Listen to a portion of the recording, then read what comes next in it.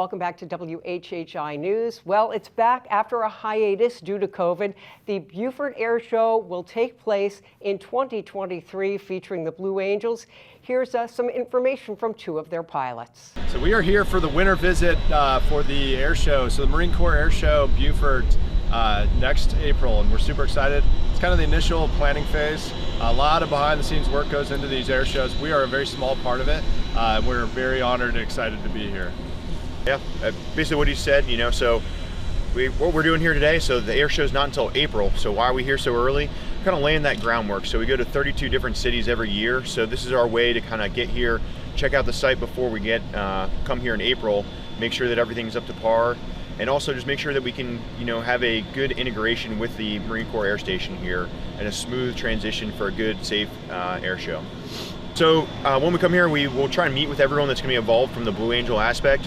We go over more or less a rough schedule of events that we expect for the weekend, kind of laying all that out. Additionally, we look at the air show site from the FAA perspective, making sure that the aerobatic box is going to keep everyone safe, and then looking at that center point for our maneuvers, and then just kind of talking through the FAA with our maneuvers package, making sure that they're good and they're comfortable with everything we're going to do, and they deem it safe for the area. It's kind of big stuff. And then Brian has a little bit of a bigger role in most of this. Yeah, we lay the groundwork for all the logistics. So we bring 65 to 85 sailors and Marines aboard our C-130J Super Hercules, affectionately known as Fat Albert. Bring the whole team, all of our ground support equipment. Obviously, the Marine Corps Air Station provides a whole lot of help. So it's a big team effort. It's pretty amazing. So we'll bring our 7 to 8 F-18 Super Hornets.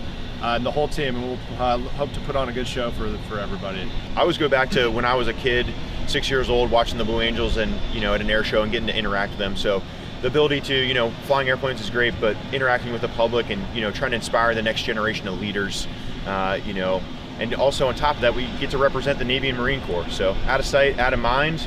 That's why we were created back in 1946. So here we are to represent the 800,000 men and women who are overseas representing the United States Navy and Marine Corps. The sneak pass will generally kind of, looking at the crowd is my favorite part. So you get to see the smiles, the reaction on the kids' faces, and really all the way up to the elderly. We're all a bunch of grown kids when we watch an air show, so that's the best part for me. The Super Hornet is a third larger, so when you watch the air show, the first time I saw it in the Super Hornet, so 2021, the air show looks lower just because the airplane's bigger.